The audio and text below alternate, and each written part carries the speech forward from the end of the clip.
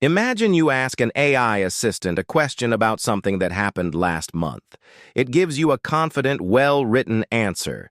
The only problem is that the answer is completely wrong. This is not a rare bug. It is a structural flaw in how most AI systems are built. And a technique called Retrieval Augmented Generation, or RAG, is the most widely adopted solution to that flaw right now. To understand why RAG matters, you first need to understand the core limitation it is solving. When a large language model is trained, it learns from a massive snapshot of text data. That snapshot has a cutoff date. After training ends, the model knows nothing new. It is like hiring someone who read every book published before a certain year, but has been completely off the grid ever since. The technical term for this is a knowledge cutoff. Every major AI model has one. GPT-4, Claude, Gemini, all of them. When you ask these models about recent events, niche company data, or anything outside their training window, they do not say they do not know. They generate a plausible-sounding answer anyway. That behavior has a name: hallucination. Hallucination is the single biggest trust problem in AI right now. Studies from 2024 found that even the best models hallucinate on a meaningful percentage of queries. For casual use, that is annoying. For businesses using AI to handle customer questions, legal documents, or medical records, that is a serious risk. RAG is a way to fix this without retraining the entire model. The name breaks into three parts. Retrieval. The system goes and fetches relevant information before answering. Augmented. That information is added to the context the model receives. Generation. The model writes its response using both its training and the retrieved facts. Simple idea, powerful results. Here is how it works in practice. A user types a question. Before that question ever reaches the language model, a separate system searches a knowledge base for the most relevant chunks of text. Those chunks get attached to the user's question like a briefing note. The model reads the briefing, reads the question, and then writes an answer grounded in actual retrieved content. The search step does not work like a Google keyword search. It uses something called embeddings.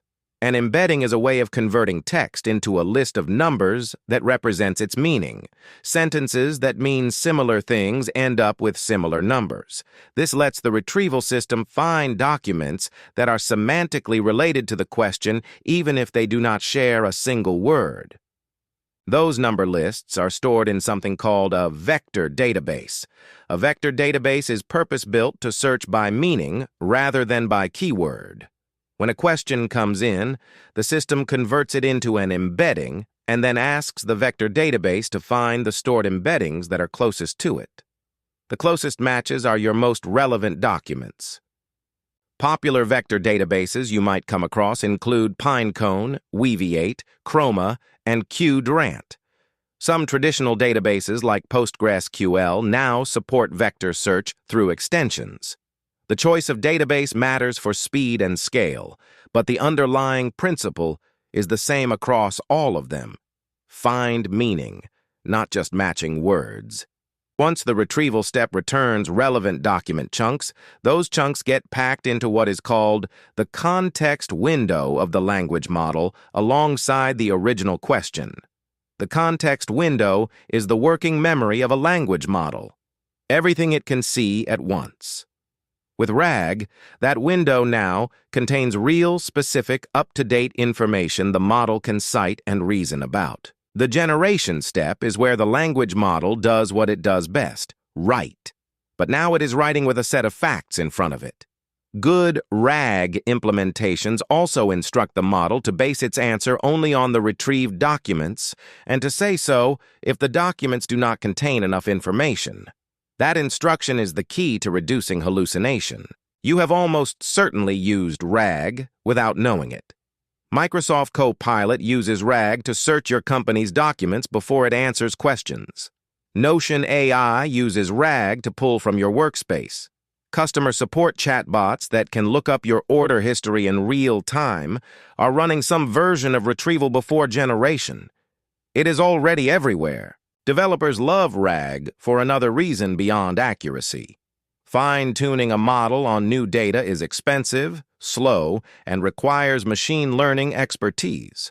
Updating a RAG knowledge base is as simple as adding new documents to a database. A company can update its AI's knowledge in hours instead of weeks. That speed advantage is a major reason RAG adoption has grown so fast. Now for the honest part. RAG is not a complete solution. It has real weaknesses. If the retrieval step fails to find the right documents, the model has nothing useful to work with, and the answer suffers. If your knowledge base is full of outdated or low-quality content, the model will use that content. Garbage in, garbage out still applies. There is also the chunking problem. When you load documents into a RAG system, you have to break them into smaller pieces first. If you cut those pieces in the wrong places, important context gets split across chunks that will never be retrieved together. Getting chunking right is one of the trickier parts of building a production RAG pipeline. Researchers and engineers are already working on the next generation of these systems. One major direction is called Agentic RAG.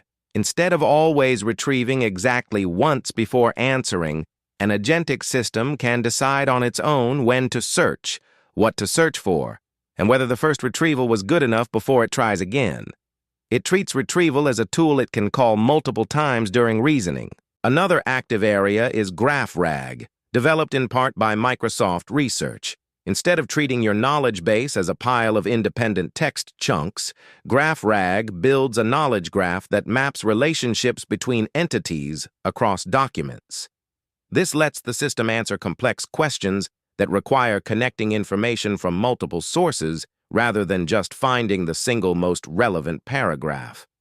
Whether you are building with AI or just using it, understanding RAG changes how you evaluate AI tools. The next time a chatbot gives you a confident wrong answer, you now know one structural reason why that happens, and one of the main ways the industry is working to fix it. That context makes you a better informed user and a more effective decision maker around AI. If you found this useful, hit the like button. It genuinely helps this channel reach more people who are trying to understand AI without the hype. Subscribe if you want to keep learning, because the next video covers vector databases in depth, including how to build your first one from scratch with no machine learning background required. That one is worth sticking around for.